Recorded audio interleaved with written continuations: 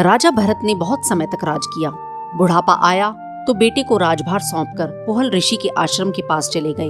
एक दिन वे नदी में नहा रहे थे, तभी एक गर्भवती हिरनी पानी पीने के लिए आई।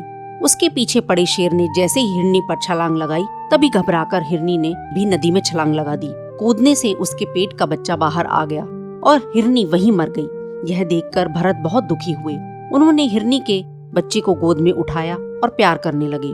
उस हिरनी के बच्चे की मासूम आंखों से कौन मुग्ध नहीं हो जाता। दुनिया के सब मोह छोड़ चुके भरत को हिरण के उस बच्चे से प्यार हो गया और उसे आश्रम में अपने बच्चे की तरह पालने लगे। समय बीतता गया। जब वे बहुत बूढ़े हो गए और उनकी मृत्यु का समय आया, तब वही हिरनी का बच्चा उनके पास बैठा था, जो उनको प्यार और ममता भरी आंखों से देख रहा था। जब भरत की मृत्यु हुई तो उनकी आंखों, मन और याद में वही बच्चा रह गया। इसलिए अगले जन्म में राजा भरत हिरण बनकर पैदा हुए, क्योंकि वह एक अच्छे इंसान थे। भरत को पिछली बातें याद करके काफी दुख हुआ कि सारा मोह छोड़ने के बाद भी वो मोह में पड़ गए और उन्हें मुक्ति नहीं मिली। पुण्य कमाने के लिए भरत हिरण के रूप में भी पुहल ऋषि के आश्रम के पास रहे, ताकि भगवान का भजन उनके कानों में जाता रहे।